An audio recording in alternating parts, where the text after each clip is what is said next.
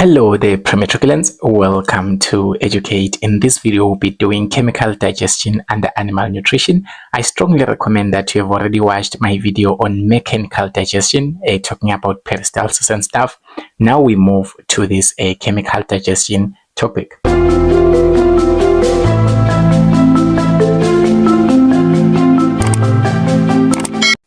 So basically, when we say that there's chemical digestion going on, this is when large food compounds are being chemically broken down into smaller compounds using enzymes. So here, what are we doing? We are breaking down large food compounds. What are the large food compounds that we are talking about here? For example, we are talking about proteins. For example, we are talking about carbohydrates, or we are talking about lipids. Okay, so it's proteins, carbohydrates, and lipids. So you have learned of these as the three organic compounds back then in grade 10. So you already know that whenever we eat food, we want to gain some proteins, right?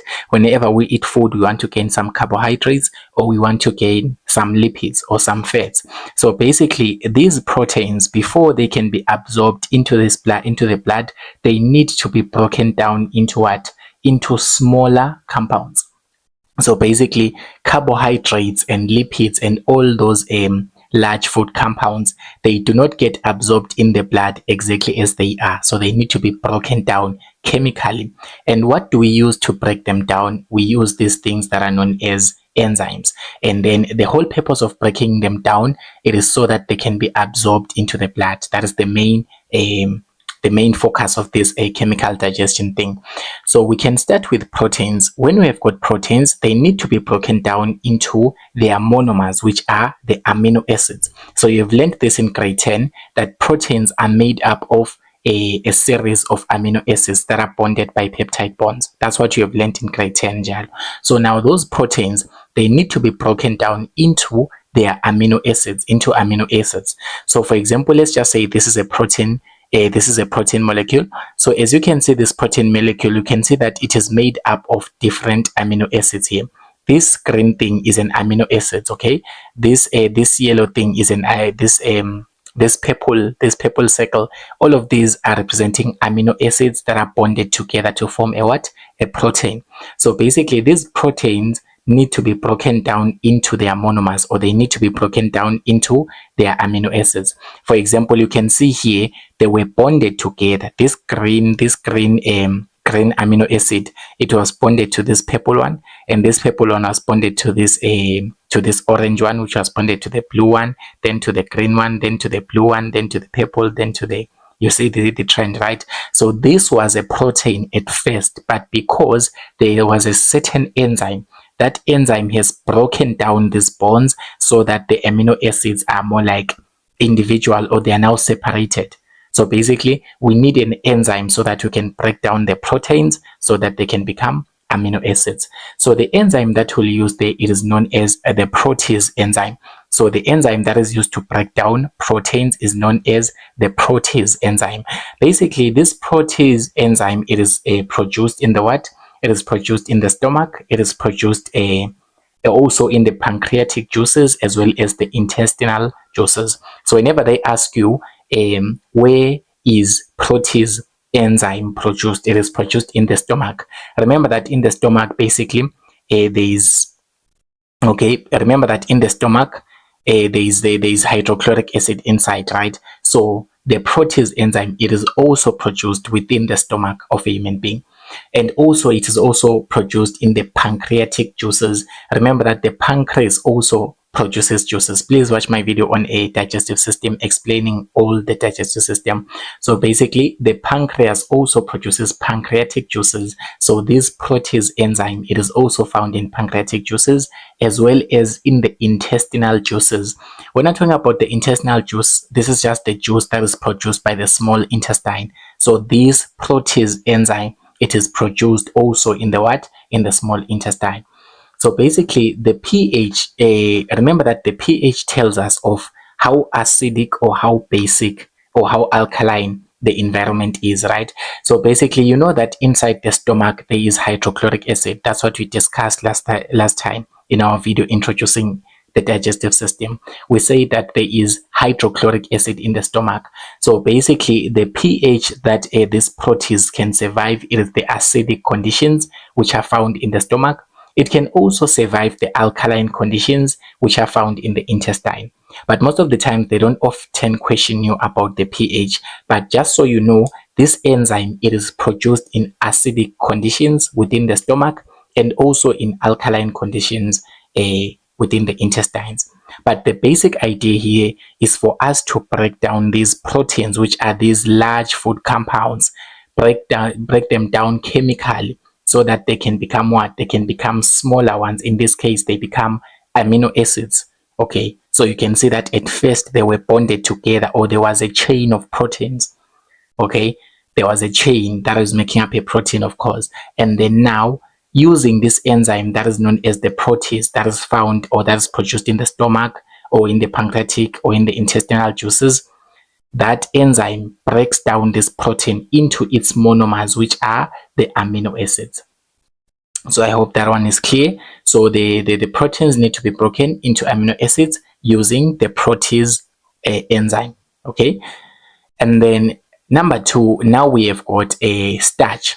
Remember that when we're talking about starch, we're talking about carbohydrates. Basically, we can say starch or we can say carbohydrates. Both can work. So this is starch, or you can say carbohydrates. So carbohydrates are also those large food compounds that need to be broken down as well into smaller monomers. In this case, the starch is actually a carbohydrate, right? So basically a carbohydrate needs to be broken down into what? Into glucose.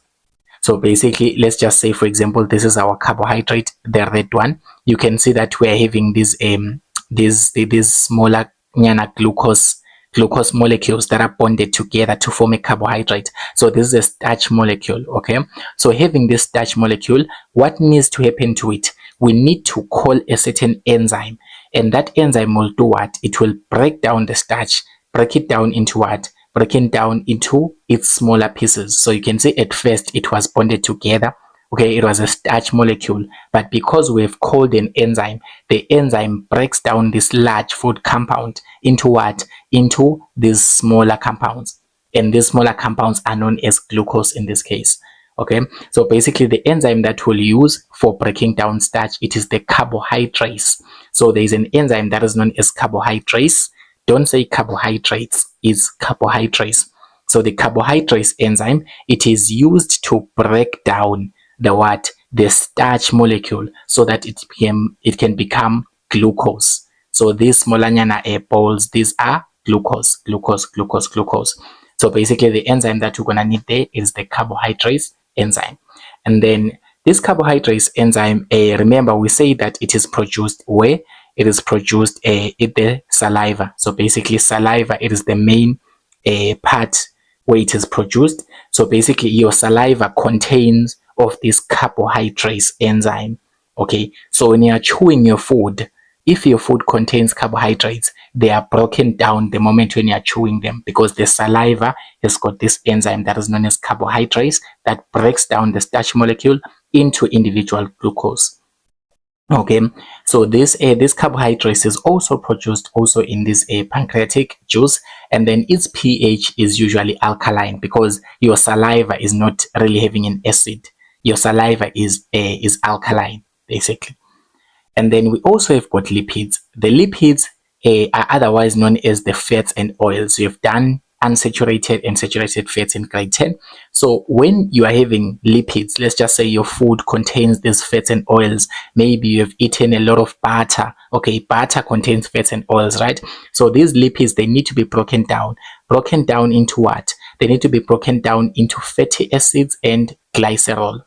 So basically, a lipid, it is made up of fatty acid as well as glycerol.